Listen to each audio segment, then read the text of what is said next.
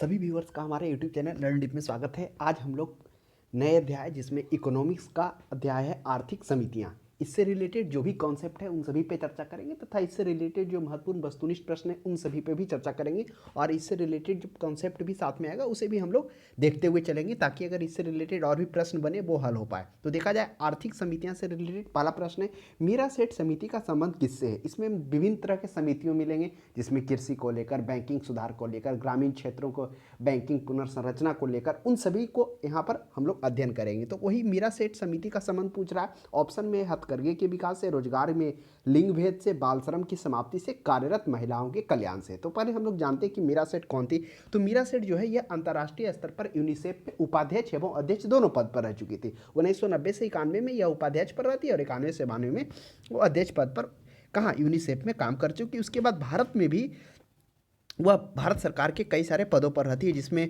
भारत सरकार के वाणिज्य एवं उद्योग मंत्रालय के संवर्धन और आंतरिक व्यापार विभाग में काम भी कर चुकी है। कई अलग अलग आर्थिक प्रयासों जैसे कि हथकरघा और मत्स्य पालन में विनिमय, जो हथकरघा और मत्स्य पालन में विनिमय में महिलाओं की भागीदारी पर उनका अध्ययन भी किया है। जब इस पर अध्ययन पर उन्होंने एक पुस्तक भी लिखा है जिस पुस्तक का नाम है वुमेन एंड डेवलपमेंट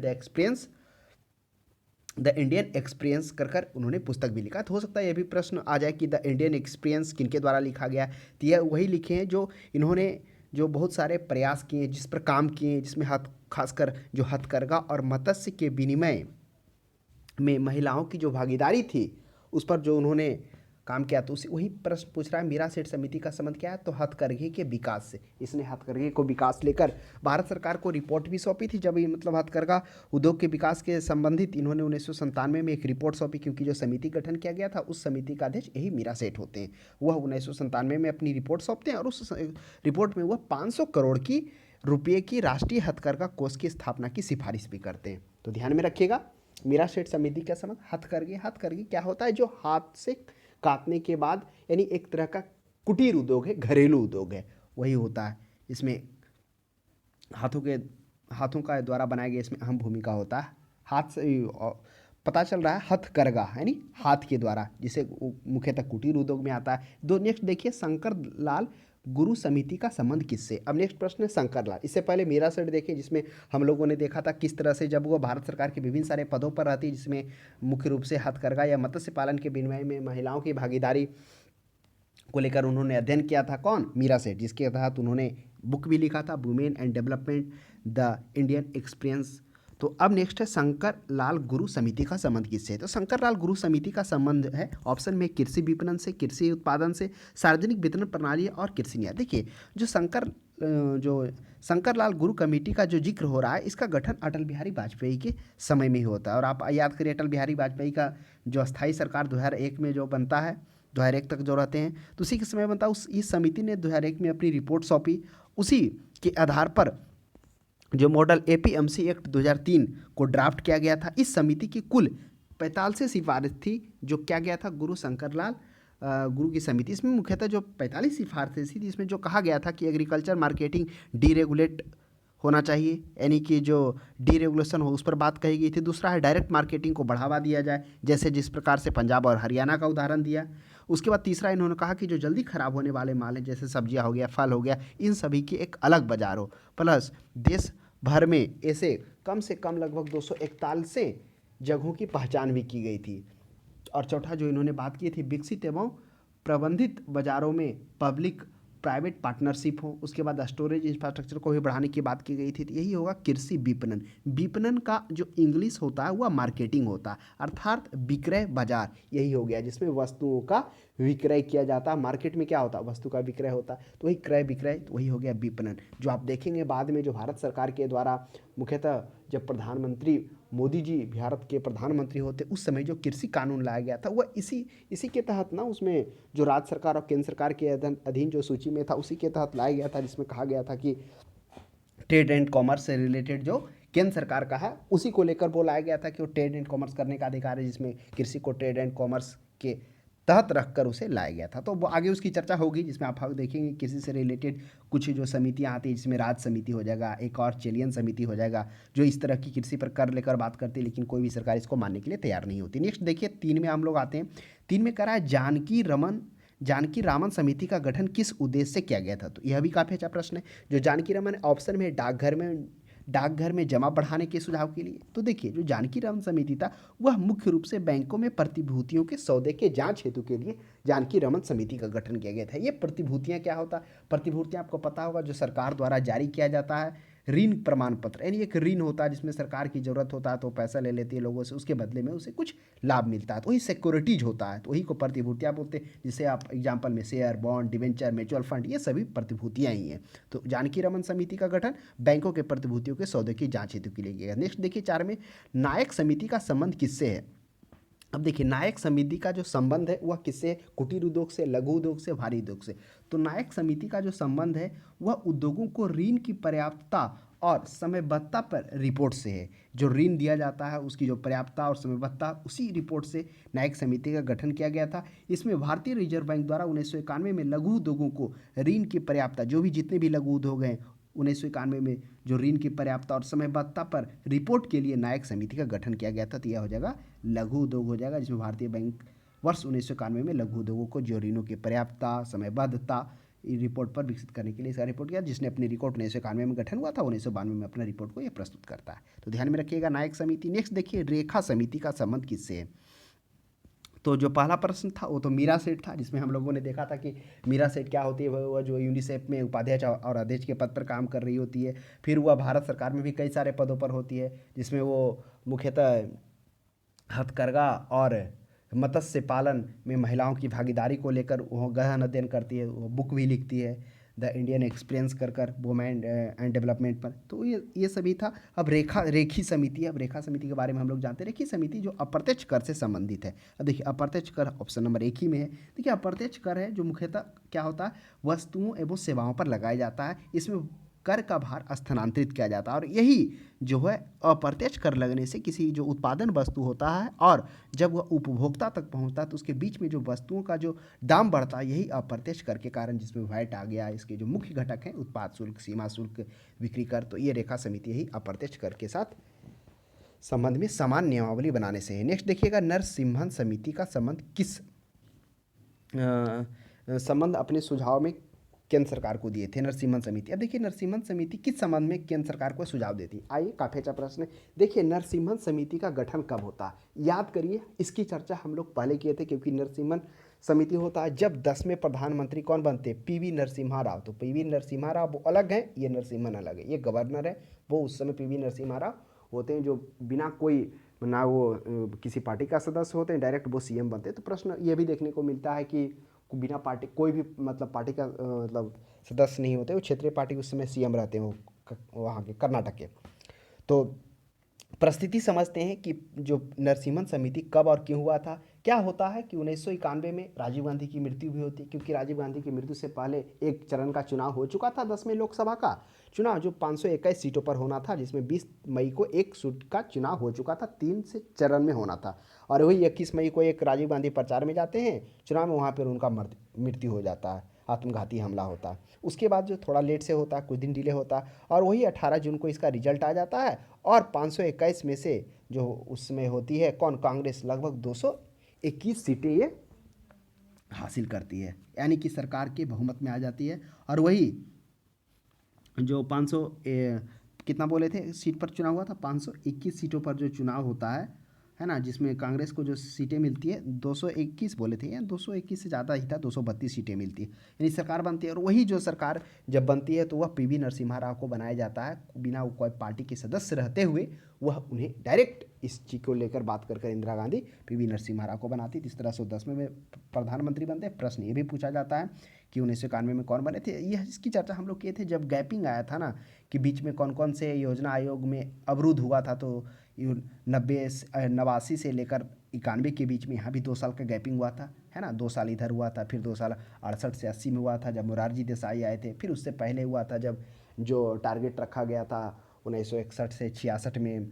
उस समय जो परिस्थितियाँ होती है क्योंकि उसमें बिहार में भी एक अकाल आ जाता है, वह भी कारण होता है। फिर भारत चीन युद्ध होता है, तो वो जो गैपिंग आया था उस गैपिंग में भी ये चर्चा किए थे कि आखिर क्या वजह रहता है जो 1989 से 91 के बीच गैपिंग होता, सरकार होता। यही होता 1991 से पहले जो राजीव गांधी की सरकार रहती है, उसी में वीपी सिंह यानी विश्वनाथ प्रताप सिंह क्या होते हैं, उस समय वित्त मंत्री होते हैं, और बोफर्स घोटाला को लेकर वह क्या करते हैं, उछालते हैं, जिससे जनता का उनको काफ़ी सहानुभूति मिलता है, और वही सहानुभूति मिलता है। फिर वहाँ से राजीव गांधी उनको वहाँ से बर्खास्त करते हैं। फिर सत्ता गिरती है, सत्ता गिरने के बाद सत्ता गिरती क्या है, टर्म पूरा हो जाता है, चुनाव आता, और उस चयन में विश्वनाथ प्रताप सिंह प्रधानमंत्री बनेंगे। यह भी 11 माह तक बनेंगे, क्योंकि पूर्ण सरकार इनकी भी नहीं आती है ना। वो भारतीय जनता पार्टी और जनता दल के सहयोग से बनती, फिर सीपीएम भी रहती। तो ये कहानी था उस समय में चर्चा की। हाँ, इस चर्चा हम इसलिए कर दिए ताकि आप भूलिए नहीं कि नरसिम्हन समिति क्या है। नरसिम्हन समिति वही होता है कि भारतीय अर्थव्यवस्था में सन 1991 में क्या होता है, आर्थिक संकट के पश्चात बैंकिंग क्षेत्र में सुधार के लिए 1991 ईस्वी में नरसिम्हन की अध्यक्षता में वित्तीय प्रणाली पर समिति का गठन किया जाता है, और यह समिति जून में गठित किया जाता है, दिसंबर में अपना रिपोर्ट सौंपता। इस रिपोर्ट में बैंकिंग संरचना सुधार संबंधी बात किया जाता है, जिसमें साख लाइसेंस को रद्द करने की बात होती है, इसमें एसएलआर को कम करने की बात होती है, जो 38.5 से इसमें 28% किया जाता है। उसके बाद इसमें एक और विशेष ट्रिब्यूनल की व्यवस्था की जाती है, जिसमें बैंकों को ऋण की समय पर वसूली करने के लिए विशेष ट्रिब्यूनल की स्थापना की जाती है। तो ये सभी इसमें होता है, तो ये ध्यान में रखिएगा। बैंकिंग संरचना सुधार से संबंधित था। नेक्स्ट साथ में देखिए, ज्ञान प्रकाश समिति का संबंध किससे है, काफ़ी अच्छा प्रश्न है। तो अब है ज्ञान प्रकाश। तो जो ज्ञान प्रकाश समिति है उनका जो संबंध है चीनी घोटाले से। अब ये चीनी घोटाला क्यों, आइए ज्ञान प्रकाश के बारे में जानते हैं। क्या होता है कि वर्ष 1994 में क्या होता है, वह तत्कालीन खाद्य एवं आपूर्ति मंत्री कल्पनाथ राय रहते हैं। वो बाजार से क्या करते हैं, महंगी भाव पर चीनी को आयात करते हैं, और इसमें 650 करोड़ रुपया का सरकार को चूना लगाते हैं। और इसके बाद जांच होती है, जांच में सही पाया जाता है और ये दोषी होते हैं, और इनकी कुर्सी तो जाती ही जाती है और जेल भी जाते हैं। तो यही है ज्ञान प्रकाश समिति, चीनी घोटाला से है, जिसमें कौन रहते हैं, मंत्री कल्पनाथ राय रहते हैं। नेक्स्ट देखिएगा, 8वें, सुंदर राजन समिति का संबंध किससे है। तो किस तरह से, एक चीनी घोटाला है और एक चीनी से भी रिलेटेड था, वो ध्यान में नहीं आ रहा है, ये तो घोटाला है ना। एक चीनी उद्योग करके भी चीनी को रिलेटेड एक उसका समिति का गठन किया गया था, वो आगे हम लोग चर्चा कर लेंगे अगर याद आ गया तो। सुंदर राजन समिति का संबंध किससे है। अब देखिए, सुंदर राजन समिति का संबंध पेट्रोलियम, शिक्षा, उद्योग और विद्युत पर। देखिए, जो ये हैं सुंदर राजन समिति, नवंबर 1994 ईस्वी में क्या होता है, पेट्रोलियम कॉरपोरेशन के तत्कालीन और अध्यक्ष एवं प्रबंधक निदेशक यू सुंदराजन रहते हैं। यही यू सुंदराजन रहते हैं। उन्हीं की अध्यक्षता में क्या किया जाता है, तेल उद्योग में अधिकारियों की एक समिति ने तेल उद्योग के अध्ययन एवं सुधार पथ निर्धारित किया जाता है। इन्हीं की अध्यक्षता में मतलब निर्धारित किया जाता है, और समिति ने जो अपना रिपोर्ट है गठन किया जाता है। कब, ये गठन 1994 में किया जाता है, जिसमें बात मुख्यतः जो होती है कि तेल उद्योग के जो अधिकारियों को एक समिति ने तेल उद्योग के अध्ययन के लिए तथा उस पथ मतलब सुधार पथ निर्धारित करने के लिए काम सौंपा गया था। यह अपना रिपोर्ट 1995 ईस्वी को सौंपते हैं, जो ये क्या है, तेल सुधारक यानी पेट्रोलियम से रिलेटेड हो जाएगा। नेक्स्ट देख लीजिए, सरकारिया समिति किस विषय वस्तु से संबंधित। देखिए, सरकारिया समिति का गठन कब किया गया था, याद करिए, ये शायद 24 सितंबर होता है 1983 में। तो कन्फर्म है कि 1983 में ये 24 सितंबर था या कुछ ऐसे ही होगा। तो उस दिन क्या किया था, सरकारिया आयोग। ये सरकारिया कौन रहते हैं, ये सरकारिया होते हैं सुप्रीम कोर्ट के भूतपूर्व न्यायाधीश होते हैं, रिटायर्ड न्यायाधीश होते हैं, है ना। उन्हीं के अध्यक्षता में ये क्या किया जाता है, सरकारिया का गठन किया जाता है। उनका जो पूरा नाम होता है ना, वो होता है, देखिए ना, दिमाग से निकल गया,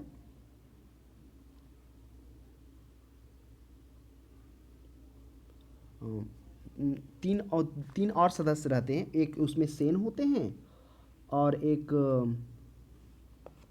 और होते हैं, देखिए उनका नाम है, हाँ, रंजीत सिंह सरकारिया, इनका पूरा नाम होता है रंजीत सिंह सरकारिया होता है। और 2 अन्य होते हैं, सेन होते हैं और एक और व्यक्ति होते हैं।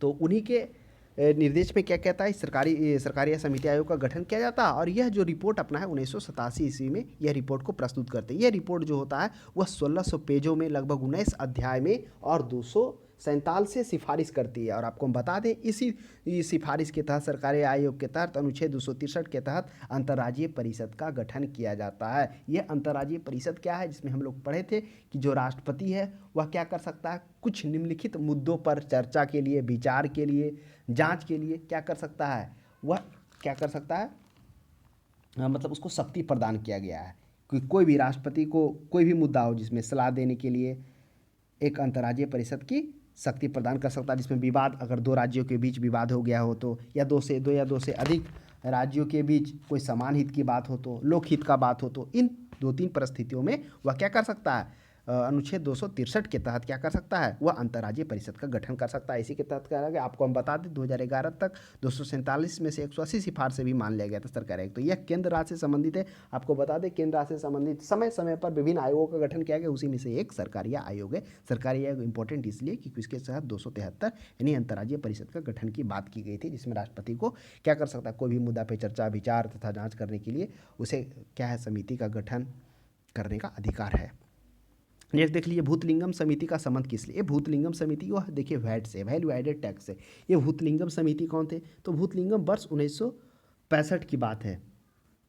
1965 में देश में प्रत्यक्ष और अप्रत्यक्ष कर के ढांचे को सरल एवं युक्ति संगत बनाने के लिए क्या किया था, वित्त मंत्रालय ने भूतपूर्व जो सचिव होते हैं भूतलिंगम की अध्यक्षता में एक समिति का गठन करते हैं। और यह भूतलिंगम समिति का गठन किया जाता है, जो क्या बताता है, वैल्यू एडेड टैक्स, जो वैट के नाम से जानते हैं। अब हर राज्य में भी ये लागू है ना, जिसमें क्या होता है,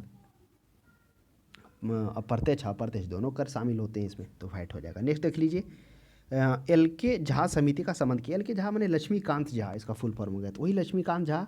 अब उनके बारे में हम लोग देखेंगे। तो लक्ष्मीकांत झा का जन्म होता है 1913 में, दरभंगा के होते हैं, और बिहार यानी दरभंगा बिहार में ही, वहाँ बिहार से रहते हैं। ये भारतीय सिविल सेवा के बैच के सदस्य 1937 के बैच के सिविल सेवक सर्विसेज के रहते हैं। और 1967 से 70 में ये आरबीआई के गवर्नर के रूप में भी काम कर रहे होते हैं, 8वें गवर्नर के रूप में, कौन, लक्ष्मीकांत झा।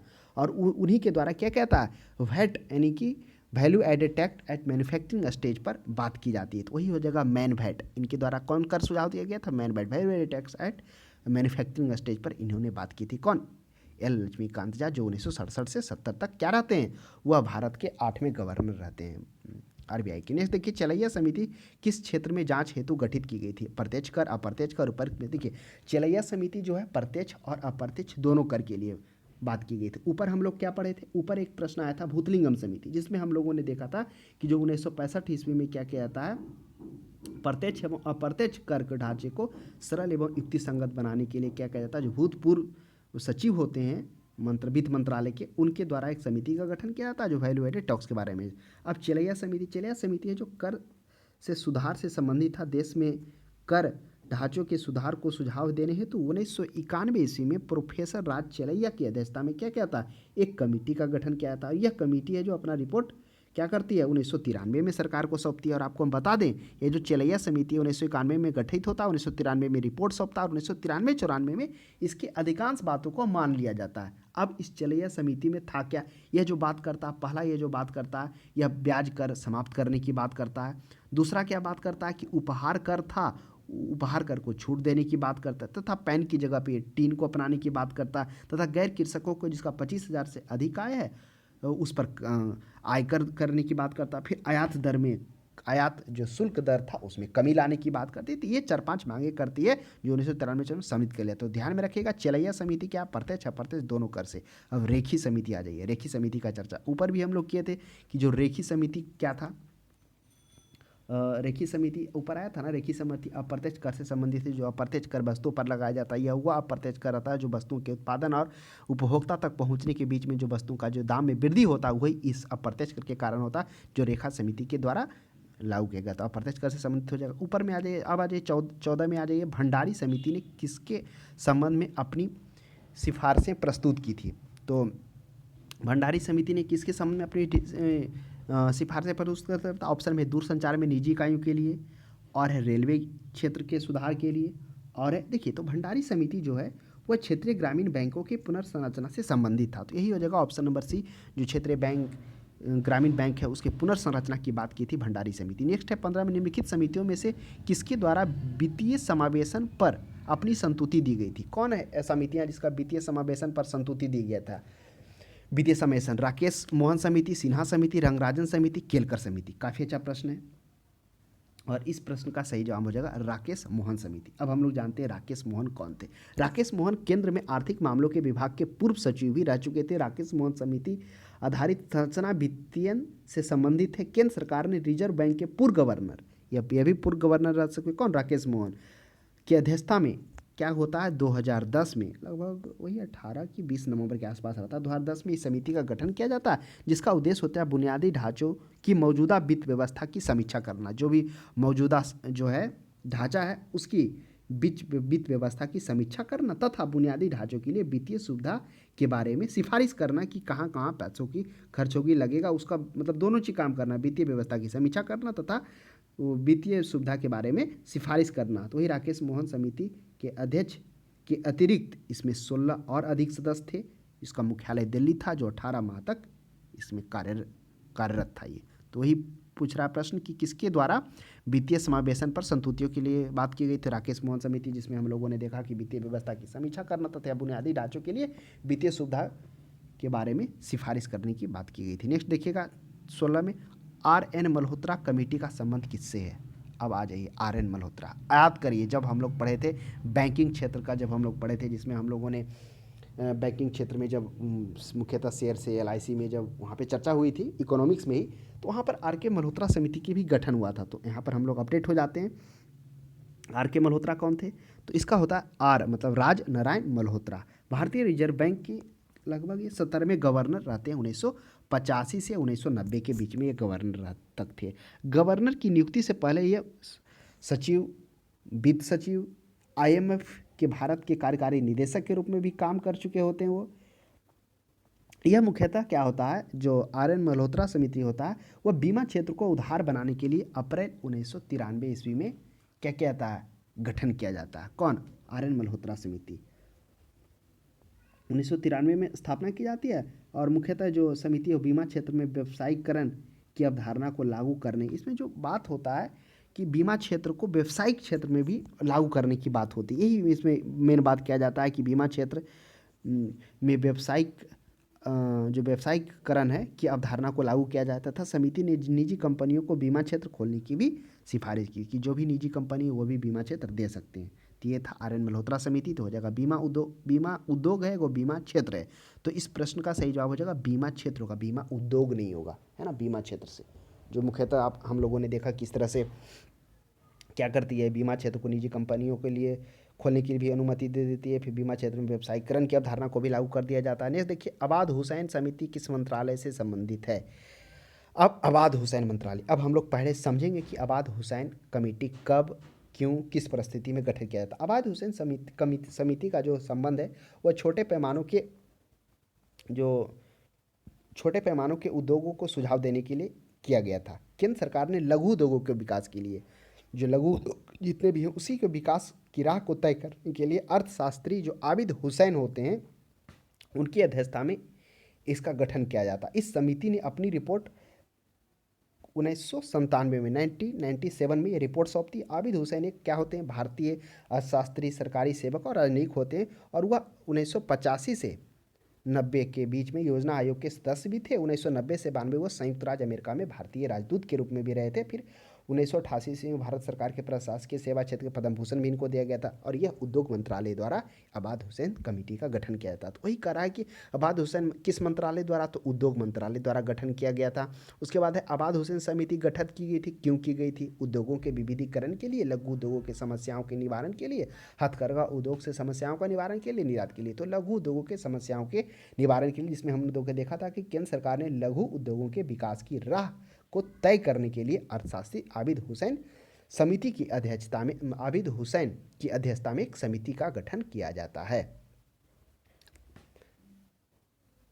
फिर आबिद हुसैन के बारे में भी जाना कि जो 1985 से 90 तक योजना आयोग के सदस्य रह चुके थे। फिर 1990 से लेकर वो 92 तक वो संयुक्त राज्य अमेरिका के राजदूत भी रह चुके थे। फिर 1988 में उनको पद्म भूषण से भी भरा गया। नेक्स्ट देखिए नायक समिति की स्थापना का उद्देश्य क्या था? नायक समिति आ जाइए, छोटे पैमाने के उद्योगों की साख समस्या की जांच के लिए, छोटे उद्योगों की रुग्णता से संबंधित पहलुओं की जांच के लिए, ऊपर में से दोनों, तो यह दोनों हो जाएगा।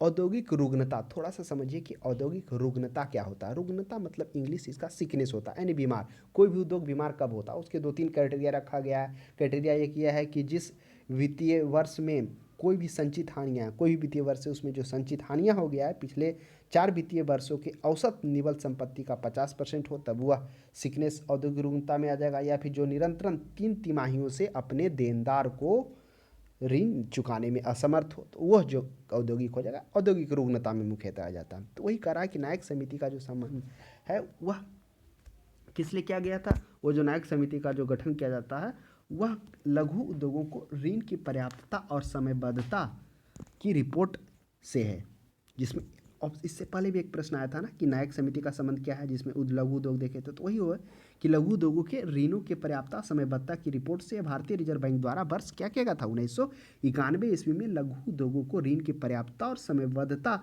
की रिपोर्ट के लिए न्यायिक समिति का गठन किया जाता है, जिसने अपनी रिपोर्ट 1992 में प्रस्तुत की थी। न्यायिक समिति ने पाया था कि जो लघु उद्योग क्षेत्र है वो अपने वार्षिक जो उत्पादन है वह 8% एक तक कार्यशील पूंजी प्राप्त कर पाते हैं, जबकि मानक कितना था, वह 20% मानक था, जबकि 8% एक ही कर पाते हैं। तो वही 20% तक की मानकीय आवश्यकताओं से बिल्कुल कम थी, क्योंकि 20% रखा गया था। तदनुसार न्यायिक समिति की अनुशंसा की लघु उद्योगों के क्षेत्र में कार्यशील पूंजी के रूप में अपने संभावित वार्षिक टर्नओवर का 20% मिलना चाहिए। उसके बाद इसी के आधार पर साथ ही उन्होंने न्यायिक समिति ने अनुशंसा की कि आरबीआई को संभावित वार्षिक टर्नओवर के 20% तक कार्यशील पूंजी प्रदान करने तथा ऋण आवेदनों को समयबद्धता तरीके से निपटाने करने और अधिक संख्या में उद्योग ऋणों को विशेष शाखाएं खोलने की बात की गई थी। यानी कि इससे सिफारिश किया था कि अधिक संख्या में लघु उद्योग क्षेत्रों की विशेष शाखाएं खोलने की बात हुई थी, यानी साख समस्या की भी बात हुई थी, उद्योगिकता पहलुओं की जांच की भी बात हुई थी। तो इसमें दोनों हो जाएगा। चंद्रशेखर समिति किससे संबंधित है, आ जाइए। चंद्रशेखर समिति किससे संबंधित है, तो चंद्रशेखर समिति का संबंध है शेयरों से है, तो ध्यान में रखिएगा। बुक में भी देखने पर इसका बारे में ज़्यादा कुछ मिला नहीं, तो ध्यान में रखिएगा चंद्रशेखर शेयरों से है। नेक्स्ट देखिएगा इसमें रंगराजन समिति का रिपोर्ट, रंगराजन समिति की रिपोर्ट का विषय वस्तु क्या था, आ जाइए। काफ़ी अच्छा प्रश्न है। एक हम लोग पढ़े थे, एक मल्होत्रा, इसलिए पढ़े थे ना क्योंकि इसकी चर्चा पहले भी हो चुकी है। रंगराजन हो गया, उसके बाद आ जाइए रंगराजन समिति के बाद आ जाइए एक और था नरसिम्हन समिति हो गया, इन सभी की चर्चा हुई है। तो अब रंगराजन समिति की रिपोर्ट के बारे में पढ़ते हैं। रंगराजन समिति है जो वह किस लिए आया था, देखिए रंगराजन समिति भुगतान संतुलन के घाटे को नियंत्रण में रखने के लिए। अब ऐसे तो जो रंगराजन समिति हो जाता है उसका गठन मुख्यतः गरीबी जो पैमाना होता है उसी को मापने के लिए रंगराजन समिति का गठन किया जाता है ना, कि जो गरीबी रेखा जिसमें हम लोग देखेंगे सुरेश तेंदुलकर समिति का जो रिपोर्ट आता है, जब उसमें विवादास्पद होता तो रंगराजन समिति का गठन किया था। समझिए परिस्थिति क्या था। अब जो रंगराजन समिति होता है मुख्यतः जो होता है वह प्रति व्यक्ति यानी गरीबी रेखा को निर्धारण करने के लिए गठन होता है। जो सुरेश तेंदुलकर समिति 2004 में सुरेश तेंदुलकर समिति का गठन किया जाता है, 2009 में सौंपता है, और 2011 में 11-12 में तेंदुलकर समिति की रिपोर्ट पर NSSO द्वारा लगाया गया अनुमान पर विवादास्पद है। NSSO कुछ और होता है, इसका कुछ और होता है। फिर उसी के बाद डिसीजन लिया जाता है कि सुरेश तेंदुलकर समिति का गठन किया जाएगा। तो सुरेश तेंदुलकर समिति जब काम करना स्टार्ट करती है तो तेंदुलकर कमेटी की जो अनुशंसा होती है उसको तो स्वीकार करती है, लेकिन प्रति व्यक्ति व्यय को यह बढ़ा देती है। तो अब देखिए रंगराजन समिति का गठन 2000 कितना में किया जाता है, 2011 में किया जाता है। अब क्या हो जाता है, एक बात और भी ध्यान रखिएगा, इस रंगराजन समिति के ही अनुशंसा पर 2001 में क्या किया जाता है, 2001 में NSO की स्थापना की जाती है ना, तो वह भी ध्यान में रखिएगा। NSO था ना, NSO की हाँ NSO ही होगा। 2005 में सरकार द्वारा रंगराजन समिति भारत की अनुशंसा पर राष्ट्रीय सांख्यिकी आयोग NSC का स्थापना किया जाता है। तो रंगराजन आ गया तो इसलिए वो भी याद आ गया कि NSC का भी स्थापना होता है। अब NSC का स्थापना क्या होता है, जब NSSO का पहले तो CSC होता है ना, उसके बाद NSSO होता है, नेशनल सैंपल सर्वे होता है। उसके बाद नेशनल सैंपल सर्वे के बाद क्या होता है, NSSO होता है ना, तो वो सभी है, उसकी चर्चा हम लोग करेंगे, पहले भी हो चुकी है। तो रंगराजन समिति का गठन किया जाता है 2005 में, 2005 में नहीं कहिए 2011 में किया जाता है। 2011 में इसलिए किया जाता है क्योंकि तेंदुलकर समिति की कमेटी की जो रिपोर्ट आई थी तथा जो एनएस से द्वारा लगाए गए अनुमान दोनों में विवादास्पद हो जाने के कारण इसका गठन किया जाता है। अब यह जो है जो कौन था, ये सुरेश तेंदुलकर समिति। सुरेश तेंदुलकर समिति क्यों किया गया था? यह गरीबी रेखा के अनुमान करने के लिए 2004 में गठन किया गया था, और 2004 या 5 था, 5 यही होगा, थोड़ा देख लीजिएगा, है ना। 2004 में, 2009 में अपना रिपोर्ट यह सौंपता है, 4 में गठन होता है।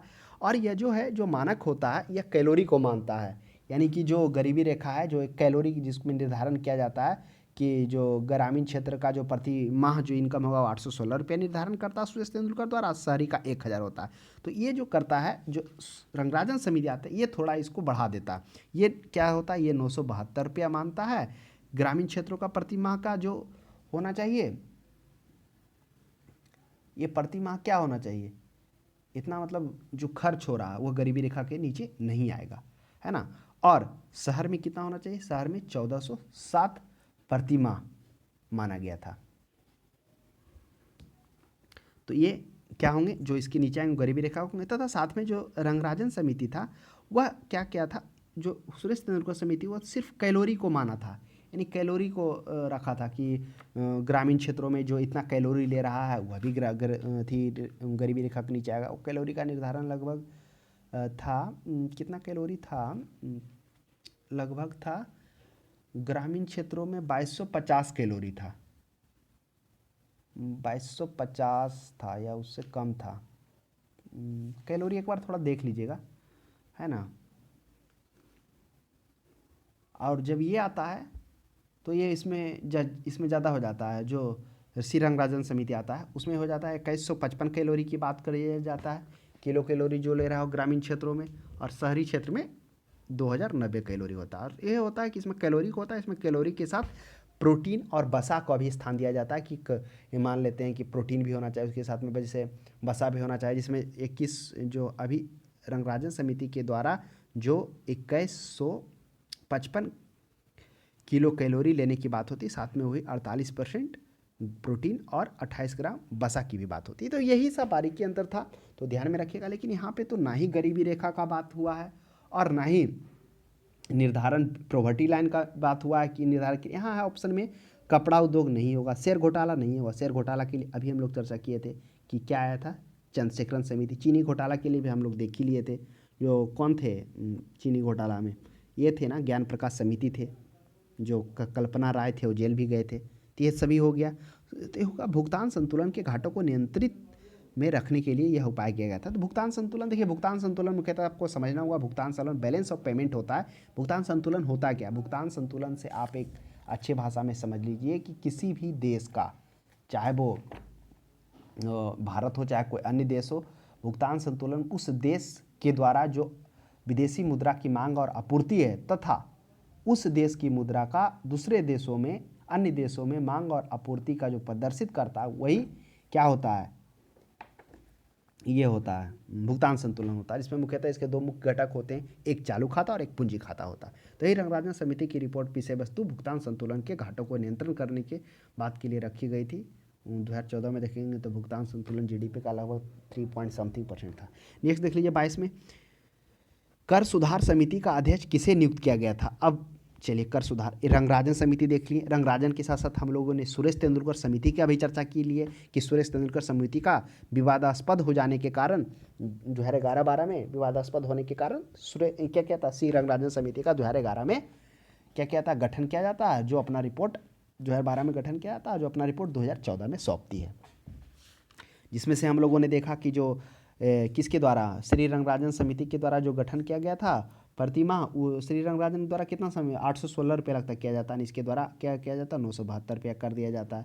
जो उसके द्वारा शहरी का प्रतिमाह का जो क्या होना चाहिए, शहर में जो प्रतिमाह का जो खर्च होना चाहिए वो कितना निर्धारण किया गया था, वो किया गया था 1000 किया गया था कि प्रतिदिन होगा। तो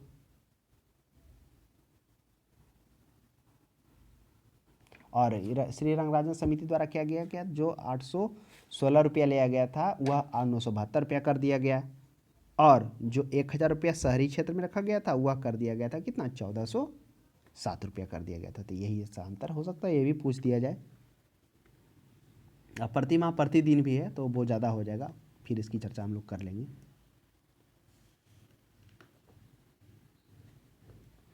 नेक्स्ट देखिए, कर सुधार समिति का अध्यक्ष किसे नियुक्त किया गया था? अब कर सुधार समिति है तो राजा चिलैया, तो राजा चिलैया ही हो जाएगा, क्योंकि सर कर सुधार समिति को राजा चिलैया के द्वारा ही किया गया था। आपको याद होगा ना, 1991 में इस समिति का गठन किया जाता प्रोफेसर राज चिलैया के नेतृत्व में।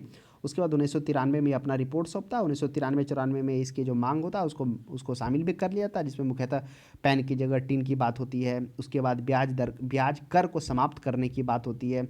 उसके बाद जो गैर कृषक का 25,000 से अधिक है उस पर आय कर की बात होती है। फिर उसके बाद आयात शुल्क दर को कमी करने की बात होती है। तो 22 का सही आंसर हो जाएगा ऑप्शन नंबर डी ही हो जाएगा, कर सुधार के क्षेत्र में राज्य चलैया समिति। किस समिति ने कृषि जोतों पर कर लगाने की संतुष्टि की? देखिए, राज्य समिति कृषि करों पर जब राज्य समिति क्या करती है, 1970 ईस्वी में भी लगाती है, फिर 1990 ईस्वी में भी चेलियन समिति होता है। राज्य समिति होता है, चेलियन समिति, लेकिन किसी भी सरकार के द्वारा इस कर को माना नहीं जाता, क्योंकि आप हाल ही में देखेंगे कि अगर बीजेपी की सरकार आती है तो उसमें भी, जिसमें प्रधानमंत्री जो हैं मोदी होते हैं, उन सरकार में भी इस पर बात होती है। कृषि कानून भी आता है ना, तो उसमें भी शुरू में स्टार्टिंग में देखेंगे तरुण जेटली इसको बिल्कुल बोल देते हैं कि राज्य के अंतर्गत में है। हालांकि बाद में तो कानून जो लाया जाता है वो वापस भी ले लिया जाता है ना। तो ये था, तो ध्यान में रखिएगा कृषि करों पर जोत। देखिए, कृषि करों पर जोत को बात के लगाने की जो बात हो रही थी, इसमें मुख्यतः करों की चोरी की जाती है। जो भी बड़े बड़े नेता होते हैं, जो बड़े बड़े पूंजीपति होते हैं, वो क्या करते हैं, संपत्ति कहीं भी ले लेते हैं और वर्ष में 2 बार आय दिखा देते हैं, खरीफ फसल का और आय, और एक रबी फसल का आय, जिससे वो सब बहुत बड़े कर को बचा लेते हैं। तो इसी कारण इस पर बात हो रही थी कि भारत में, आपको यह पता होना चाहिए कि भारत में सबसे कम जो होता है टैक्स दिया जाता है, लगभग 3 पॉइंट समथिंग करोड़ ही डायरेक्ट टैक्स देते हैं भारत सरकार को। नेक्स्ट देख लीजिए 24 में, कर संरचना संबंधी सुधार के लिए गठित की गई समिति। अब कर संरचना के लिए चलैया समिति तो बिल्कुल है ही है, चलैया समिति। उसके बाद है केलकर समिति। अब केलकर समिति भी आगे देखेंगे तो इसी केलकर समिति की अध्यक्षता में क्या हो जाएगा, जीएसटी भी आएगा, है ना। फिर केलकर टास्क फोर्स भी आएगा जो कर की बात करेगा। उसके बाद फिर यह भी देखेंगे धारा 88 के तहत आयकर छूट समाप्त करने की बात करें, यही विजय केलकर समिति की अध्यक्षता में आ जाएगा। तो कर संरचना संबंधी सुधारों के लिए गठित की गई नरसिम्हा समिति। तो यह नरसिम्हन समिति किस लिए गठित किया गया था, याद करिए। नरसिम्हन समिति किया गया था, किस लिए किया गया था, बैंकिंग क्षेत्र में सुधार के लिए ये किया गया था ना, नरसिम्हन समिति। और चलैया समिति तो हो गया। तो इस प्रश्न का सही जवाब 24 का क्या हो जाएगा, ऑप्शन नंबर बी हो जाएगा कि कर संरचना संबंधी सुधार के लिए क्या किया गया था, चलैया समिति का गठित किया गया था, जिसमें प्रत्यक्ष अप्रत्यक्ष इसलिए हो जाएगा क्योंकि ये कर संबंधी सुधार के लिए इसमें मुख्यतः जो बात की गई थी, जिसमें हम लोगों ने देखा था कि 1991 में गठित किया जाता चलैया समिति, 1993 में रिपोर्ट सौंपता, 1993-94 में इसके सही सिफारिशों को मान लिया जाता, उसको शामिल कर लिया जाता है, जिसमें मुख्यतः क्या किया जाता है, 5 मुख्य सिफारिशें इसमें होती है, जिसमें ब्याज कर को समाप्त करने की बात होती है, पैन की जगह पर टिन इस्तेमाल करने की बात होती है। उसके बाद उपहार कर पर छूट देने की बात होती है, गैर कृषकों को 25,000 से अधिक की आय पर अधिक की कृषि आय कर देने की बात होती है। फिर आयात शुल्क दर है उसमें कमी करने की बात होती है। नेक्स्ट देखिएगा 25 में, कौन बेमेल है, यानी कौन सही मिलान नहीं है। रेखा समिति, आयात ने बिल्कुल नहीं है। रेखा समिति क्या किस लिए किया गया था, याद करिए। जो रेखा समिति था वह क्या गया था, अप्रत्यक्ष कर में सुधार के लिए क्या गया था ना। ऑप्शन क्वेश्चन नंबर लगभग 13 या 14 में हम लोग इसकी चर्चा किए थे रेखा समिति की, जिसमें ऑप्शन था रेखा समिति का संबंध प्रत्यक्ष कर से है कि अप्रत्यक्ष कर से है। तो रेखा समिति क्या हो जाएगा, वह हो जाएगा अप्रत्यक्ष कर से हो जाएगा। तो यही गलत है, ऑप्शन नंबर 1। बी में देख लेते हैं, नंजुंदप्पा समिति, रेल किराया भाड़ा से, बिल्कुल सही बात है। इसी के बाद रेल किराया बढ़ाने की बात हुई थी। रंगराजन समिति, भुगतान असंतुलन से, अभी चर्चा किए थे ना, भुगतान असंतुलन है ना, भुगतान संतुलन और ऊपर असंतुलन है ना, वही हुआ भुगतान असंतुलन सा, जिसमें हम लोग जाने थे कि किसी भी देश का जो मुद्रा है, उस मतलब किसी भी देश का मुद्रा या फिर उस देश में जो विदेशी मुद्रा की मांग और आपूर्ति का क्या है स्थिति, तथा उस देश की मुद्रा का अन्य देशों में मांग और आपूर्ति का क्या स्थिति है, जो उसका विवरण करता है, वही मुख्यतः भुगतान संतुलन होता है, जिसके मुख्य 2 घटक होते हैं, चालू खाता और पूंजी खाता होता है। यानी आप कहिए कि भुगतान संतुलन वही होता है जो एक देश का शेष विश्व के साथ एक निश्चित अवधि के लिए वस्तुओं सेवाओं का जो पूंजी का जो लेन देन का जो विवरण दर्ज किया जाता है उसी भुगतान संतुलन वही होता है। जिस तरह से छोटे भाषा में देखिए तो एक आम दुकानदार होता है जो ग्राहकों का लेन देन का मेंटेन करता है, तो एक देश स्तर पर होता है जो देश अन्य देशों के साथ में होता है। तो गोइपोरिया समिति बैंकिंग सेवा, देखिए गोइपोरिया समिति के संबंध में बात थोड़ा सा हम लोग जान लेते हैं कि गोइपोरिया समिति क्या था। देखिए गोइपोरिया जो समिति है, इस समिति का जो अध्यक्ष थे मतलब वो क्या थे, गोइपुरिया ही थे। उन्हीं इसकी अध्यक्षता करते हैं, जिसमें भारतीय बैंकों के ग्राहक सेवा के स्तर में सुधार करने के लिए कई महत्वपूर्ण सिफारिशें की थी। यही आपको यह ध्यान में रखना होगा, गोइपोरिया समिति के सिफारिश के बावजूद ही क्या किया गया था, ग्राहक को शिकायत पुस्तिका बनाए रखने की आवश्यकता हो। यानी कोई भी अगर आप बैंक में अकाउंट खुला रहे हैं, वहाँ जा रहे हो, तो आपको जो एक ग्राहक पुस्तिका दी जाएगी, शिकायत ग्राहक पुस्तिका, इसी गोइपोरिया शिकायत समिति के बाद यह क्या कर दिया गया, यह आवश्यक कर दिया गया कि ग्राहक शिकायत पुस्तिका बनाए रखना आवश्यक होगा। तो कभी भी अगर ग्राहक सेवा से पूछा जाए, बैंकिंग ग्राहक सेवा से, तो गोइपोरिया समिति की सिफारिश था। नेक्स्ट 26 में देख लीजिए, 26 में करार लिखित में कौन सा समिति भारत में निर्धनता के अनुमानों से संबंधित रही है।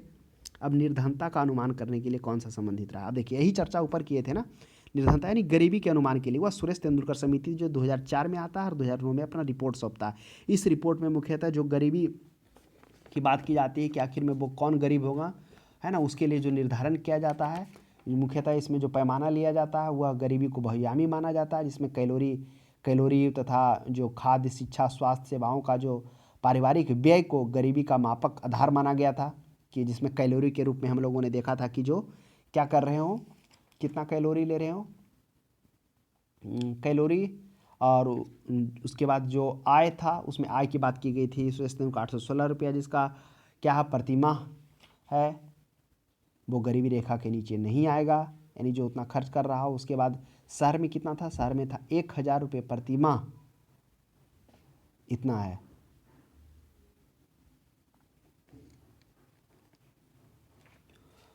तो ध्यान में रखिएगा। तो सुरेश तेंदुलकर समिति आया था। फिर बाद में हम लोगों ने देखा कि जब वो 2011-12 में क्या हो जाता है, सुरेश तेंदुलकर कमेटी की रिपोर्ट पर NSSO द्वारा लगाया गया अनुमान विवादास्पद हो जाता है। उसके बाद विवादास्पद होने का 2012 में सुरेश तेंदुलकर कमेटी का गठन किया जाता है।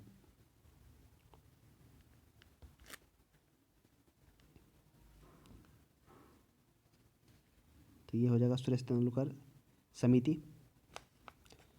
अब जो सुरेश तेंदुलकर समिति आता है उसमें से सिर्फ कैलोरी को पैमाना रखता है कि जो कैलोरी होगा वो मतलब 2125, इसमें कैलोरी के साथ साथ में जो अगला आता है कौन, ये श्री रंगराजन समिति, वो कैलोरी के साथ में प्रोटीन और वसा को भी बात करता है कि सिर्फ कैलोरी लेना नहीं होगा, उसमें कुछ प्रोटीन भी होना चाहिए, जिसमें हम लोगों को देखा था ना 48 ग्राम प्रोटीन और 28 ग्राम वसा की भी बात होती है। तो ये थोड़ा अंतर होता है कि कैलोरी के साथ साथ में से वसा, प्रोटीन का भी स्थान देता है कौन, सुरेश तेंदुलकर समिति के बाद जो आता है रंगराजन समिति। नेक्स्ट, गरीबी रेखा के नीचे जीवन यापन करने वाले जनसंख्या के अनुमान का मानक निर्धारित करने के लिए भारत सरकार ने एक समिति गठित की थी। इस समिति के अध्यक्ष कौन थे, तो देखिए गरीबी रेखा के नीचे जो जीवन यापन करने के लिए जो गठित किया गया था उसकी वह सुरेश तेंदुलकर की अध्यक्षता में किया जाता है, जिसकी चर्चा हम लोगों ने अभी किया कि योजना आयोग ने 2004 में सुरेश तेंदुलकर की अध्यक्षता में एक समिति का गठन करता है, जो अपना रिपोर्ट कब सौंपते हैं, वह 2009 में सौंपते हैं। तेंदुलकर समिति ने गरीबी को बहुआयामी माना था। उसी समिति ने कैलोरी को गांव के बाजार खाद्य के रूप में, शिक्षा तथा स्वास्थ्य सेवाओं को, पारिवारिक व्यय को गरीबी का मापन आधार माना था। ये जो इतना व्यय हो रहा था, जिसमें हम लोगों ने देखा था कि जो ग्रामीण क्षेत्र में है जो 816 रुपये प्रति माह क्या कर रहे हो, इतना उनका जो खर्च कर रहे हो गरीबी रेखा के नीचे नहीं आएंगे। उसके बाद शहर में 1000 रुपये प्रति माह माना था, लेकिन सुरेश तेंदुलकर समिति ने इससे जब आया तो वह इसको मापदंड को सही माना, लेकिन जो इसका जो आधार था उसको बढ़ा दिया गया। कौन, श्री रंगराजन समिति, वो 816 की जगह पर 872 कर दिया और 1000 की जगह पर 1407 कर दिया। तो ये अंतर है। यह इसने कैलोरी को पैमाना माना था कि जो ग्रामीण क्षेत्र में होंगे जो कैलोरी लेंगे, वो इसमें कैलोरी की बात हुई थी, जिससे देखिए श्री रंगराजन में कैलोरी के साथ साथ में कौन, वसा और प्रोटीन का भी स्थान देता है। तो इन चीज़ों को थोड़ा सा ध्यान में रखना है। और आपको ये भी बता दें कि जो सुरेश तेंदुलकर समिति था, जो जनसंख्या के अनुमान का, जो निर्धनता का अनुमान किया था, वो सबसे ज़्यादा गरीब किसको बताया था, वह यूपी को बताया था। उसके बाद यूपी को बताया था, लेकिन सर्वाधिक जो गरीबी वाला है वह छत्तीसगढ़ है ना। तो ये ध्यान में रखिएगा, मतलब ये बताया था कि सबसे ज़्यादा गरीबी जनसंख्या वाला जो है, सबसे अधिक जनसंख्या यहाँ अधिक है कहाँ, यूपी में गरीब, लेकिन प्रतिशत सबसे ज़्यादा है वह छत्तीसगढ़ में, ये बताया था।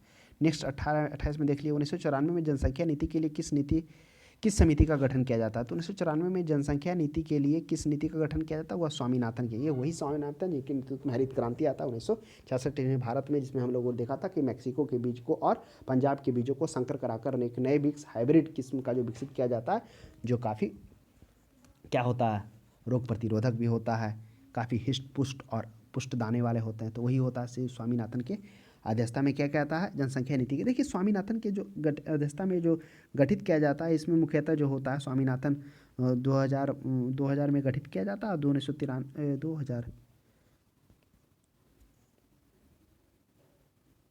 हाँ 2000 में गठित किया जाता है ये समिति।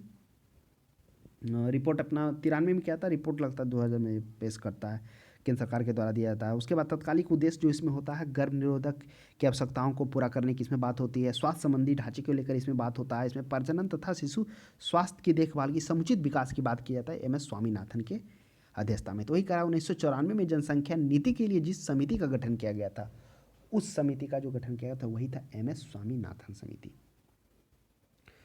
कौन सा समिति औद्योगिक क्षेत्र के क्रियाकलापों से संबंधित नहीं है, कौन सा सीमित औद्योगिक क्षेत्र की क्रियाकलापों से संबंधित नहीं है, हजारी, वैद्यनाथन, गोस्वामी। देखिए ये सभी हजारी, गोस्वामी और दत्ता, ये सभी औद्योगिक क्षेत्र के क्रियाकलापों से संबंधित नहीं, लेकिन वैद्यनाथन समिति वह औद्योगिक क्षेत्र की क्रियाकलापों से संबंधित। तो वैद्यनाथन समिति है क्या, वैद्यनाथन समिति मुख्यतः जो है वह अल्प अवधि ऋण ढांचे यानी भारत सरकार के पुनरुद्धार पैकेज के कारण जो जिला की मध्यवर्ती सहकारी बैंक है उसके लिए यह अनुमोदित करती है। तो आप ध्यान में रखिए, सहकारी का अर्थ ही होता है मिलकर साथ काम करना, जो आगे हम लोग देखेंगे। सहकारी समितियां भी गठित की जाती है।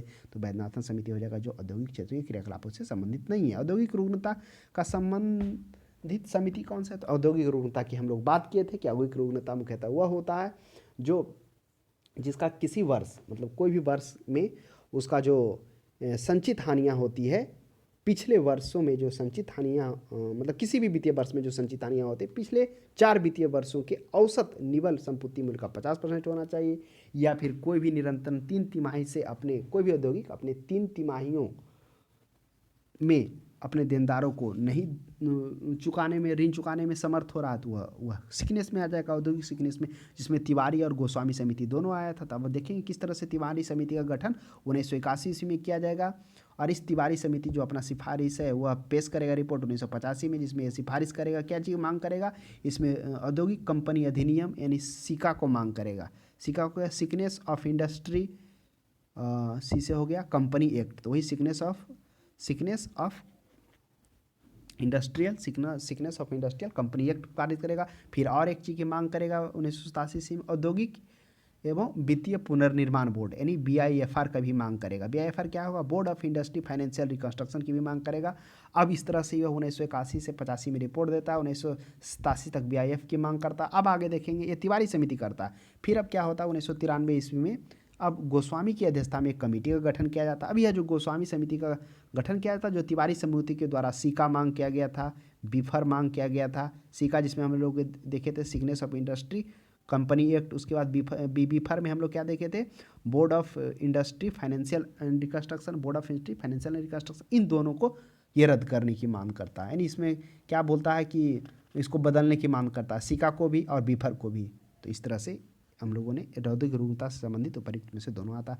सार्वजनिक वितरण प्रणाली से संबंधित समिति कौन सी है, तो सार्वजनिक वितरण प्रणाली से जो संबंधित है वेणुगोपाल समिति है, तो ध्यान में रखेंगे।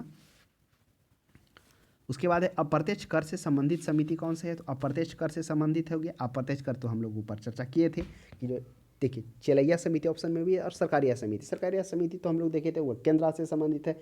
जो हम लोगों ने देखा था कि जो भूतपूर्व न्यायाधीश रहते हैं जो सरकारिया रहते हैं, उसके साथ साथ में 3 और रहते हैं, एक सेन रहते हैं और एक और रहते हैं। उन्हीं की अध्यक्षता में एक समिति का गठन किया जाता है, जो 1983 में समिति का गठन किया जाता है, 1987 में अपना रिपोर्ट सौंपता। और इसी सरकारी आयोग के तहत में क्या कहता है, अंतर्राज्यीय परिषद यानी 263 के तहत क्या कहता है, ये अंतर्राज्यीय परिषद का भी गठन किया जाता है, जिसमें अंतर्राज्यीय परिषद का गठन क्या था, जिसमें अंतर्राज्यीय परिषद का गठन किया जाता है, जिसमें राष्ट्रपति क्या कर सकते हैं, कोई भी मुद्दा पर विचार करने के लिए, जांच करने के लिए या सलाह देने के लिए एक अंतर्राज्यीय परिषद की स्थापना कर सकती है, जिसमें मुख्यतः जो मुद्दा होता है 2 या 2 से अधिक राज्यों के बीच विवाद हो, 2 या 2 से अधिक राज्यों के बीच कोई मुद्दा हो, लोकहित का, इन सभी विषयों पर तो वो चर्चा अलग था। लोकहित तो केंद्र से संबंधित, चलैया जरूर कर से संबंधित था, लेकिन यहाँ पर अप्रत्यक्ष कर पूछा है, तो अप्रत्यक्ष कर क्या हो जाएगा, वह हो जाएगा रेखी समिति, क्योंकि रेखी समिति का संबंध अप्रत्यक्ष कर था, जिसमें हम लोग देखे थे वस्तु का उत्पादन और वस्तु का उपभोक्ता तक पहुंचने में जो वस्तु के मूल्य में वृद्धि होता है, वह उसका मुख्य कारक क्या होता है, उत्पाद शुल्क होता है, सीमा शुल्क होता है, उसके बिक्री कर होता है। तो ये सभी का कारण है जो कौन संबंधित था, रेखी समिति के द्वारा किया था। वांचू समिति क्या था, वांचू समिति की चर्चा हम लोग आगे भी प्रश्न आएगा उसमें भी करेंगे, पहले भी वांचू समिति की चर्चा हुई, जो 1934 में भारतीय सिविल सेवक क्या होते हैं, वो भारतीय सिविल सेवक होते हैं। फिर वित्त विभाग में भी 1960 में काम करते होते हैं, 1973 से 77 में वो राज्यपाल भी रहते हैं। उन्हीं के द्वारा क्या किया था, भारत में पिछड़े क्षेत्रों के लिए औद्योगिक विकास पर गौर करने के लिए वित्तीय प्रोत्साहन की सिफारिश करने के लिए वांचू समिति का गठन किया जाता है। कुछ क्षेत्रों का चयन किया जाता है, इसमें वित्तीय प्रोत्साहन की सिफारिश की जाती है। तो यह हो जाएगा, कौन हो जाएगा, वह हो जाएगा रेखी समिति। अब नीचे अप्रत्यक्ष कर से संबंधित समिति नहीं है, अब वह अप्रत्यक्ष कर से है ही नहीं। अब देखिए वांचू समिति, वांचू समिति क्या था, वांचू समिति हम लोगों ने देखा था, वांचू समिति में हम लोगों ने देखा था क्या था कि इसमें क्या किया जा रहा था, मतलब मुख्यतः औद्योगिक विकास पर गौर करने के लिए और वित्तीय प्रोत्साहन को सिफारिश करने के लिए बात की जा रही थी। तो ये तो औद्योगिक से रिलेटेड था, यानी औद्योगिक क्षेत्र में था कि उसका जो भारत में पिछड़े क्षेत्रों के लिए जो औद्योगिक विकास पर, पिछड़े जो क्षेत्र हैं उसमें औद्योगिक विकास की क्या प्रोबेबिलिटी है, क्या संभावना है, उसमें किस तरह से वित्तीय प्रोत्साहन राशि किया जा सके, वो वांचू समिति गठन किया गया था। चूँकि वांचू समिति हमने इसे अभी चर्चा किया, जो वांछित भारतीय सिविल सेवक थे, जो 1973-77 में राज्यपाल भी रह चुके होते हैं। उसके बाद अन्य देखिए, रेखीय समिति अप्रत्यक्ष कर से LK झा, लक्ष्मीकांत झा, याद करिए मैन वैट के रूप में जो इन्होंने बताया था, वैट एट मैन्युफैक्चरिंग कॉस्ट के रूप में, तो ये दोनों है, तो ये हो जाएगा बी नंबर, नहीं होगा अप्रत्यक्ष कर से। नेक्स्ट आ जाइए 33 के बाद 34 में आते हैं हम लोग। 34 में कह रहा भारत में गठित पहली सहकारी समिति। सहकारी का अर्थ होता है साथ मिलकर काम करना। देखिए सहकारी समिति इसलिए गठन किया गया था ताकि क्या हो सके, लोगों को लाभ इसमें मिल सके, मतलब सभी को लाभ मिल सके, इसलिए किया गया था। जैसे मान लेते हैं सहकारी समिति का गठन किस तरह होता है कमेटी का, ये जैसे अब एक विद्यार्थी हैं, उनको बहुत सारे और भी विद्यार्थी हैं बहुत सारे, अब सभी को पुस्तक लेना है। क्या अगर एक विद्यार्थी प्रकाशक पब्लिकेशन से पुस्तक लेगा तो वो देगा, नहीं, लेकिन बहुत सारे विद्यार्थी अगर मिल जाएंगे, अगर वो थोक वहाँ से उठाएंगे तो उनको कम दाम पर मिल जाएगा। यानी जो मध्यस्थता है, यानी मध्यकाल में जो पैसा खर्च होगा मध्यस्थता में, जो अन्य के पास होलसेलर रिटेलर के पास जाएगा, उस तक जाने में जो पैसा खर्च होगा वो बचेगा, तो इसका जो लाभ है वो सभी को समान मात्रा में मिलेगा। तो उसी होता सहकारी समिति, जो उसके तहत जो गठित किया गया था वह पहला भारत में था, वह साख समितियाँ गठित किया गया था। हाँ, बाद में और भी विपणन समितियाँ भी गठित की गई थी। नेक्स्ट देखिए नरसिम्हन समिति, नरसिम्हन रिपोर्ट का संबंध किस के पुनर्गठन से, याद करिए नरसिम्हन रिपोर्ट क्यों और कब लाया गया था। तो जो नरसिम्हन समिति था वह 1991 ईस्वी में लाया गया था। 1991 ईस्वी में क्यों लाया गया था, तो हम लोगों ने देखा था ना, आर्थिक स्थिति 1991 में खराब हो जाने के कारण इस बैंकिंग क्षेत्र में सुधार के लिए नरसिम्हन समिति लाया गया था, जिसके तहत में क्या गया था, साख लाइसेंसिंग नीति को समाप्त करने की बात हुई थी। 1991 में जून में आया था और दिसंबर में अपना रिपोर्ट सौंपा था। उसके बाद फिर SLR को इसमें कम करने की बात हुई थी, 38% से 28%, विशेष ट्रिब्यूनल बनाने की मांग हुई थी, जिसमें से जो कर का किस तरह से क्या किया जाएगा, ऋणों की वसूली की जाएगी बैंक द्वारा, तो विशेष ट्रिब्यूनल भी बनाने की मांग हुई थी। नेक्स्ट देखिए चलैया समिति हम लोगों ने चर्चा किया कि चलैया समिति का गठन क्या किया था, वह प्रोफेसर राज चलैया के नेतृत्व में किया जाता है। अब ये प्रोफेसर राज चलैया हैं कौन, तो ये जो अपना जो रिपोर्ट होते हैं 1991 ईस्वी में अध्यक्षता, उन्हीं का अध्यक्षता में ये गठित किया जाता है, और जो अपना रिपोर्ट है 1993 में सौंपते हैं, और 93-94 में क्या कहता है, इनकी मांग को मांग लिया जाता है, जिसमें यह जो बात करते हैं, क्या करते हैं, ब्याज कर को समाप्त करने की बात करते हैं। दूसरा क्या करते हैं, इसमें पैन की जगह पे टीन का बात करते हैं कि पैन नंबर की जगह पे टीन 1 होना चाहिए। फिर गैर कृषकों को 25,000 से अधिक कि कृषि आय पर कर की बात करते हैं, उपहार कर की छूट की बात करते हैं, तो बैंकिंग चलैया समिति हो जाएगा। प्रत्यक्ष अप्रत्यक्ष कर प्रणाली छूट की बात हो जाएगा। बी के चतुर्वेदी कमेटी निम्नलिखित में से किससे संबंधित है? तो बी के चतुर्वेदी जो संबंधित है वह तेल क्षेत्र में कीमत सुधार के लिए भारत सरकार के द्वारा किया गया था कि तेल क्षेत्र में किस तरह से कीमतों में सुधार लाया जा सके, उसने बी के चतुर्वेदी कमेटी का गठन किया जाता है। नेक्स्ट देख लीजिएगा, तारापोर समिति निम्नलिखित में से किस एक से संबंधित है? तारापोर समिति क्या है? चलिए इसी के बारे में हम लोग जानते हैं। तारापोर समिति मुख्य रूप से पूंजी खाता परिवर्तनीय पर रिपोर्ट से संबंधित है। जो भी पूंजी खाता है, पूंजी खाता पर परिवर्तनीय के संबंध में रिजर्व बैंक द्वारा क्या किया गया था? सावक सोहराब, जो सावक सोहराब थे, वही पूरा नाम है इनका, सावक सोहराब तारापोर की अध्यक्षता में गठित की गई थी, जो जून 1997 ईस्वी में कुछ निश्चित दशाओं की पूर्ति के पर क्रमिक ढंग से पूंजी खाते में परिवर्तन की सिफारिश की गई थी। तो वही तारापोर समिति ने जिन शर्तों का उल्लेख किया था वो राजकोषीय घाटा का, सकल घरेलू उत्पाद का उन्होंने बताया था। जो राजकोषीय घाटा है, राजकोषीय घाटा याद करिए क्या था? राजकोषीय घाटा था जिसमें कुल व्यय माइनस कुल प्राप्तियां, जिसमें से पता चलता था, राजकोषीय घाटा से पता चलता है कि जो कुल ऋणों की प्राप्ति है किस किस क्षेत्र से होगी, वो मुख्यतः राजकोषीय घाटा बताता है। इसमें गैर उधार को शामिल नहीं किया जाता है, जिसमें हम लोग देखे थे ना, PSU था और ऋणों की वसूली था, ये गैर ऋण में आ रहा था, तो वो आया था ऑप्शन भी, उसकी चर्चा भी की। तो वही तो इन्होंने बताया था कि सकल घरेलू उत्पाद का जो राजकोषीय घाटा सकल घरेलू उत्पाद का 3.5% होना चाहिए, स्फीति 5% होना चाहिए, सकल वित्तीय कुशल प्रणाली विदेशी मुद्रा भंडार कम से कम $26 बिलियन का होना चाहिए। तो यही होता, ये था, हो जाएगा, ये ऑप्शन नंबर बी हो जाएगा, पूंजी पूर्ण पूंजी लेखा परिवर्तनीयता में। नेक्स्ट देख लीजिए 39 में आ जाइए, निम्नलिखित समितियों में से किस समिति ने भारत में वित्तीय क्षेत्रों की सुधार की जांच की और सुझाव दिया? तो किस समिति वित्तीय क्षेत्रों की जांच की और सुधार दी? ऑप्शन में भगवती नरसिम्हन चलैया, ऑप्शन वित्तीय क्षेत्रों के सुधार की जांच की और सुझाव दिया। तो इस प्रश्न का सही जवाब हो जाएगा, वह हो जाएगा नरसिम्हन समिति। तो किस समिति? वित्तीय क्षेत्र में, क्योंकि नरसिम्हन समिति कब आता? आप याद करिए, नरसिम्हन समिति आता 1991 ईस्वी में।